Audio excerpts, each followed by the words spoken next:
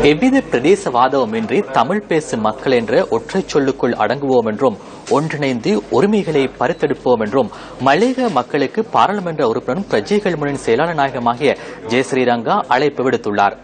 ஒலிபன் மத்திய பிரிவு தோட்டத்தில் பாராளுமன்ற உறுப்பினரால் அமைக்கப்பட்டுள்ள கலாசார மண்டபத்தை திறந்து வைக்கும் நிகழ்வில் கலந்து கொண்டு உரையாற்றும் போதே அவர் இதனை கூறியுள்ளார்.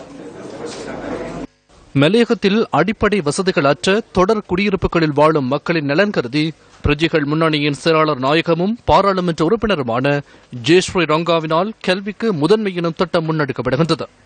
அந்த திட்டத்தின் கீழ் மலையக அரசியல் வரலாற்றில் குறுகிய காலத்திற்குள் அதிகளவான கலாசார மண்டபங்கள் பாராளுமன்ற உறுப்பினர் ஜெயஸ்ரீ ரங்காவின் பன்முகப்படுத்தப்பட்ட நிதி ஒதுக்கீட்டின் கீழ் நிர்மாணிக்கப்பட்டுள்ளன.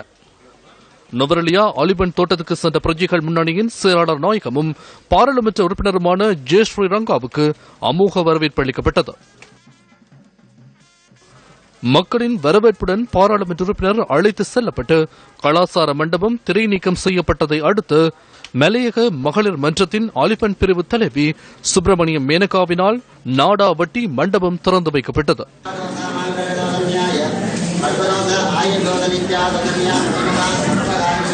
உரிமைகளை வென்றெடுப்பதற்காக ஒன்றிணைந்து செயற்பட வேண்டியதன் அவசியத்தை இதன்போது பாராளுமன்ற உறுப்பினர் மக்களுக்கு எடுத்துக் கூறினார். நுவரெலியா, அதாவது நுவரெலியா மாவட்டத்தின் பிரதான பாதையிலிருந்து உங்கள் லயங்கள் வரை காப்பாற்றிடப்பட்டிருக்கிறது. ஆனால் முந்தைய என்ன சொல்லுவார்கள், லயங்களுக்குள் காப்பட் போட முடியாதென்று. ஆனால் நுவரெலியா மாவட்டத்தில் லயங்களுக்குள் காப்பட் போட முடியும் என்றதை நிரூபித்தது இந்த ஒலிபன் தோட்டத்தில் நான் அதை நிரூபித்தேன். அதற்கு பின்புதான் ஏனைய நுவரெலியா மாவட்டத்திலும் பதுளையிலும் லயங்களுக்குள் காப்பட் போட வழிகிட்டார்கள் என்றால் நுவரெலியா மாவட்டத்தை பிரதிநிதித்துவப்படுத்துகிற ஏனைய அமைச்சர்களும் காப்பட் ரோட் போட முற்பட்டார்கள். ஊர் ரெண்டு வட்டாதான் அரசியல்வாதி கொண்டாட்டம் கொண்டாடலாம். ஆனா நான் என்ன சொல்றேன்டா, நீங்கள் என்ன கட்சியா இருந்தாலும் நீங்கள் ஒற்றுமையா இருங்க.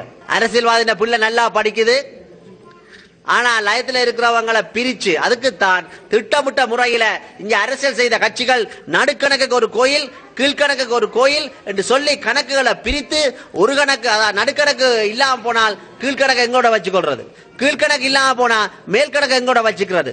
இந்த யாழ்ப்பாணத்துல ஒருத்தன் தீக்குளிக்கல யுத்தத்தை நிப்பாட்டண்டு, நுவரெலியா ஒருத்தன் தீக்குளிக்கல யுத்தத்தை நிப்பாட்டண்டு, மட்டக்களப்பில் ஒருத்தன் தீக்குளிக்கல யுத்தத்தை நிப்பாட்டண்டு. தமிழ்நாட்டில் எங்களுக்காண்டி தீக்குளிச்சான். என்ன பொறுத்தமல்ல அதாவது தமிழ்நாட்டில் இருந்தா என்ன, மலேசியால இருந்தா என்ன, சிங்கப்பூர்ல இருந்தா என்ன, வடக்குல இருந்தா என்ன, கிழக்குல இருந்தா என்ன, தமிழன் என்றவன் ஒருவன். அடிவிளக்க அதாவது யுத்தம் நடைபெற்று கொண்டிருக்கிற நேரம் கைது செய்கிற நேரம் கீழ்கணக்காரனை விட்டுட்டு மேல்கணக்காரன் கைது செய்தானா?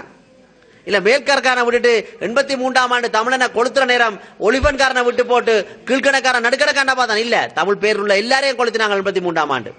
எதிர்க்கட்சியில் இருந்து கொண்டும் மலையக மக்களின் எதிர்கால நலன் கருதி கோடிக்கணக்கான செலவில் பாராளுமன்ற உறுப்பினர் ஜெயஸ்ரீ ரங்கா நிறைவேற்றியுள்ள சேவைகளை மக்கள் பாராட்டினர். நாங்கள் அவரை தேர்ந்தெடுத்ததிலே, பாராளுமன்ற உறுப்பினராக தேர்ந்தெடுத்ததிலே எந்த விதமான ஒரு குறையும் இல்லை.